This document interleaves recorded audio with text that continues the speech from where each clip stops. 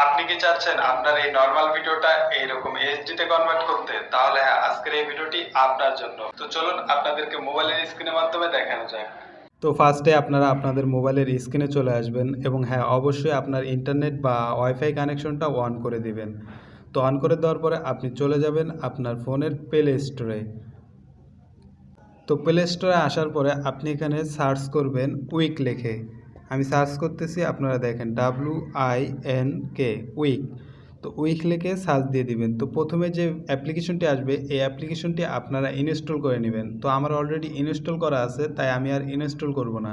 তো আমি সরাসরি অ্যাপসটি ওপেন করে নিচ্ছি। তো অ্যাপসটা ওপেন হয়ে গেল। এখানে দেখেন অনেক অপশন আছে। তো আপনি যেহেতু ভিডিও কোয়ালিটি করবেন, তো আপনি এখানে এই ইমেজ কোয়ালিটি এইখানে ক্লিক করে দিবেন। তো ক্লিক করে দেওয়ার পরে এখান থেকে আরও কয়েকটি অপশন দেখাচ্ছে, দেখেন এইচডি এবং এইচডি আলট্রা। ট্রাই নাওতে ক্লিক করে দিবেন।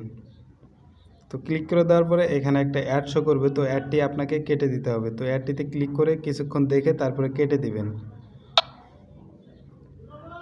তো 10 সেকেন্ডের অ্যাডটি শেষ হয়ে গেলে আপনি কেটে দিবেন। এখানে দেখেন স্ক্রিনে টাইম উঠতেছে। তো অ্যাপসটি আমি কেটে দিলাম। এবার আপনার ফোনের গ্যালারিটা এখানে শো করবে। তো এখান থেকে আপনি যে ভিডিওটা কোয়ালিটিফুল করতে চান ওই ভিডিওটা এখান থেকে নিয়ে নেবেন। তো আমি এই ভিডিওটা নিয়ে নিচ্ছি। তো দেখেন এখানে কিন্তু অটোমেটিক প্রসেসিং শুরু হয়ে গেছে। আপনার কিন্তু কিছুই করতে হলো না, শুধুমাত্র ভিডিওটা আপলোড দিয়ে দিলেন, অটোমেটিক এখানে প্রসেসিং হচ্ছে। তো প্রসেসিং শেষ হলেই কিন্তু আপনার ভিডিওটা একদম ফুল এইচডি কোয়ালিটি হয়ে যাবে। আপনারা দেখেন কত দ্রুত এটা এইচডি কোয়ালিটি করে দিচ্ছে, দেখেন।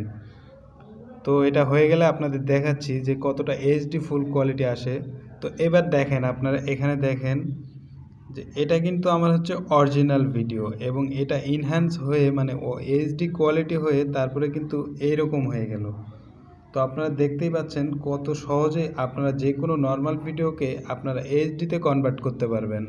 তো এখানে কিন্তু আপনার ভিডিওটি কমপ্লিট হয়ে গেছে। এবার আপনি কি করবেন, এই যে সেভ অপশন দেখছেন ওপরে কোনায়, এই সেভ অপশনে ক্লিক করে দিবেন।